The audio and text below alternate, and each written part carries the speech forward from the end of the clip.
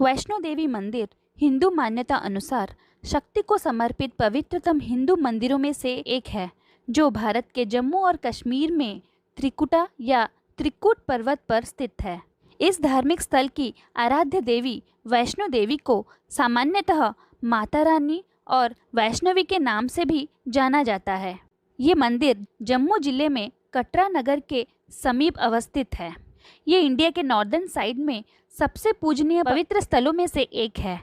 मंदिर 5200 फीट की ऊंचाई पर कटरा से लगभग 12 किलोमीटर की दूरी पर स्थित है। हर साल लाखों तीर्थयात्री इस मंदिर का दर्शन करने आते हैं और ये भारत में तिरुमाला वेंकटेश्वर मंदिर के बाद दूसरा सर्वाधिक देखा जाने वाला तीर्थ स्थल है। माता वैष्णो देवी के प्रहरी भगवान शंकर के अवतार हनुमान जी हैं और हनुमान जी के साथ भगवान शिव के ही अवतार भैरव बाबा भी हैं।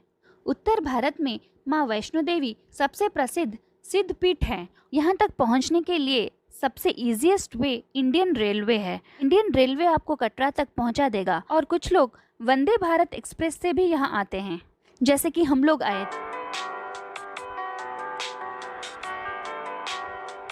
वैष्णो देवी का निकटतम बड़ा शहर है जम्मू, जो कि रेलवेज, रोडवेज एंड एयरवेज सबसे कनेक्टेड है। और कटरा से वैष्णो देवी मंदिर 13 से 14 किलोमीटर तक का सफ़र है। मंदिर तक जाने की यात्रा इसी कस्बे से शुरू होता है। कटरा से पर्वत पर चढ़ाई करने हेतु पदयात्रा के अलावा मंदिर तक जाने के लिए पालकियाँ, खच्चर तथा विद्युत चालित वाहन भी मौजूद हैं। इसके अलावा हेलीकॉप्टर की भी सुविधा है। और आप अगर माता रानी के दर्शन के बाद भैरवनाथ जी के दर्शन के लिए जाते हैं तो आपको रोपवे का भी सुविधा मिलेगा। मंदिर तक पहुंचने से पहले अर्धकुंवारी पड़ती है और वहां से आपको इलेक्ट्रिक व्हीकल भी मिल जाएंगे।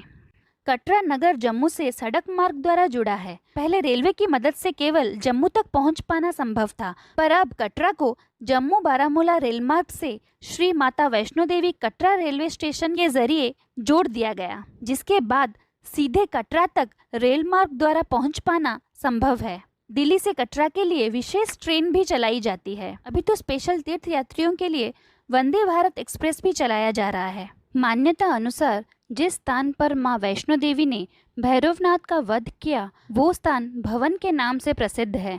इस स्थान पर देवी महाकाली, महासरस्वती और महालक्ष्मी देवी पिंडी के रूप में गुफा में विराजित है। इस तीनों पिंडियों के इस सम्मिलित रूप को वैष्णो देवी का रूप कहा जाता है। पवित्र गुफा की लंबाई 98 फीट है। इस गुफा में एक बड़ा चबूतरा बना हुआ है। इस चबूतरे पर माता का आसन है, जहां देवी त्रिकुटा अपनी माताओं के साथ विराजमान रहती हैं। भवन वो स्थान है जहां माता ने भैरवनाथ का वध किया था। प्राचीन गुफा के समक्ष भैरव का शरीर मौजूद है और उसका सिर उड़कर 3 किलोमीटर दूर भैरव घाटी में चला गया और शरीर वहीं रह गया। जिस स्थान पर सिर गिरा, आज उस स्थान को भैरवनाथ के मंदिर के नाम से जाना जाता है। कटरा से ही वैष्णो देवी की पैदल चढ़ाई शुरू होती है, जो भवन तक करीब 13 किलोमीटर और भैरव मंदिर तक 15 किलोमीटर है। मंदिर की पौराणिक कथा। मंदिर के संबंध में कई तरह की प्रथाएं प्रचलित हैं। एक बार त्रिकुटा की पहाड़ी पर एक सुंदर कन्या को देखकर भैरवनाथ उससे पकड़ने के लिए दौड़े। तब वो कन्या वायु रूप में बदलकर त्रिकुटा पर्वत की ओर उड़ चली। भैरवनाथ भी उनके पीछे भागे। माना जाता है कि तभी माँ की रक्षा के लिए वहाँ पवनपुत्र हनुमान पहुँच गए। हनुमान जी को प्यास लगने पर माता ने उनके आग्रह पर धनुष से पहाड़ पर वाण चलाकर एक जलधारा निकाली और उस जल में अपने केश धोए, तो इसी जलधारा को बाणगंगा बोला जाता है। और यहीं पर तीर्थयात्री स्नान करते हैं और माता जी के दर्शन करते हैं और छोटे बच्चों का मुंडन भी होता है। फिर उसके बाद वहीं एक गुफा में प्रवेश माता ने 9 महीने तक तपस्या की। हनुमान जी ने पहरा दिया। फिर भैरवनाथ वहां आ धमके। उस दौरान एक साधु ने भैरवनाथ से कहा, तू जिसे एक कन्या समझ रहा है वो आदिशक्ति जगदम्बा है, इसलिए उस महाशक्ति का पीछा छोड़ दे। भैरवनाथ ने साधु की बात नहीं मानी। तब माता गुफा की दूसरी ओर से मार्ग बनाकर बाहर निकल गई। ये गुफा आज भी अर्धकुंवारी या आदि कुंवारी या गर्भ जून के नाम से प्रसिद्ध है। अर्धकुंवारी के पहले माता की चरण पादुका भी है। ये वो स्थान है जहाँ माता ने भागते भागते मुड़कर भैरवनाथ को देखा था। अंत में गुफा से बाहर निकलकर कन्या ने देवी का रूप धारण किया और भैरवनाथ को वापस जाने को कहा, लेकिन भैरवनाथ नहीं माना और गुफा में प्रवेश करने लगा। ये देखकर माता की गुफा को पहरा दे रहे हनुमान जी ने युद्ध के लिए ललकारा और दोनों का युद्ध हुआ। युद्ध का कोई अंत नहीं देखकर माता वैष्णवी ने महाकाली का रूप लेकर भैरवनाथ का वध कर दिया। कहा जाता है कि अपने वध के बाद भैरवनाथ को अपनी भूल का पश्चाताप हुआ और उसने माँ से क्षमादान की भिक्षा की। माता वैष्णो देवी जानती थी कि उन पर हमला करने के पीछे भैरव की प्रमुख मनसा मोक्ष प्राप्त करना था। तब उन्होंने न केवल भैरव को पुनर्जन्म के चक्र से मुक्ति प्रदान की, बल्कि उसे वरदान देते हुए कहा कि मेरे दर्शन तब तक पूरे नहीं माने जाएंगे जब तक कोई भक्त मेरे बाद तुम्हारे दर्शन नहीं करेगा।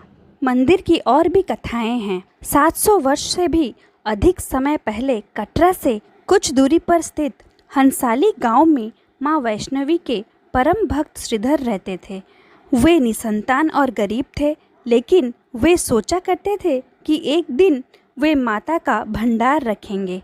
एक दिन श्रीधर ने आसपास के सभी गांव वालों को प्रसाद ग्रहण करने का न्योता दिया और भंडारे वाले दिन श्रीधर अनुरोध करते हुए सभी के घर बारी बारी गए ताकि उन्हें खाना बनाने की सामग्री मिले और वो खाना बनाकर मेहमानों को भंडारे वाले दिन खिला सके।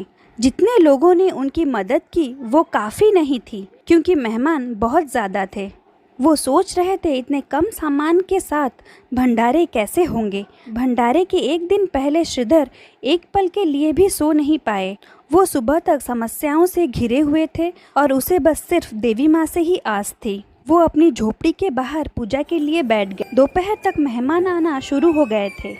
सभी लोग श्रीधर की छोटी सी कुटरी में आसानी से बैठ गए। श्रीधर ने अपनी आंखें खोली और सोचा कि इस सभी को भोजन कैसे कराएं। तब उसने एक छोटी सी लड़की को झोपड़ी से बाहर आते हुए देखा, जिसका नाम वैष्णवी था। वो भगवान की कृपा से आई थी। वो सभी को स्वादिष्ट भोजन परोसने लगी। भंडारा बहुत अच्छी तरह से संपन्न हो गया।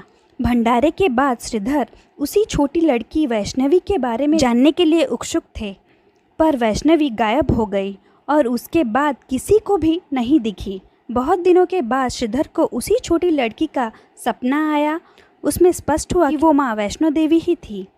माता रानी के रूप में आई लड़की ने उसे गुफा के बारे में बताया और 4 बेटों के वरदान के साथ उसे आशीर्वाद दिया। श्रीधर एक बार फिर खुश हो गए और माँ की गुफा की तलाश में निकल पड़े और कुछ दिनों के बाद उन्हें वो गुफा मिल गई। तभी से वहाँ पर माता के दर्शन के लिए श्रद्धालु जाते हैं। ये रही माता वैष्णो देवी की पूरी कहानी। अभी माता रानी के दर्शन के लिए पहले आपको बाणगंगा, फिर चरण पादुका और अर्धकुंवारी के स्थानों पर पंडाव के बाद माता रानी का दर्शन करना होता है। के बाद फिर आपको 3 किलोमीटर ऊपर जाके भैरवनाथ जी का दर्शन करना होता है। इस पहाड़ी पे चढ़ के माता रानी के दर्शन करके आपको बड़ा ही आनंद महसूस होगा। हम लोगों ने काफ़ी समय बिताया और हम लोग का दर्शन भी सफल रहा। लोग जब वैष्णो देवी गए थे तभी नवरात्रि का समय था।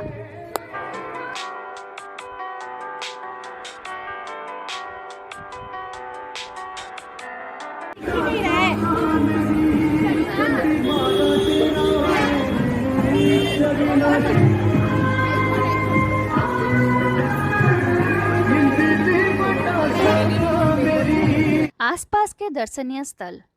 कटरा और जम्मू के नज़दीक कई दर्शनीय स्थान हैं और हिल स्टेशन भी है, जहां जाकर आप जम्मू की ठंडी हसीन वादियों का लुत्फ उठा सकते हैं। जम्मू में अमर महल, बहू fort, Mansar lake, Raghunath temple आदि देखने लायक स्थान है। जम्मू से लगभग 112 किलोमीटर की दूरी पर पटनी टॉप एक प्रसिद्ध हिल स्टेशन है।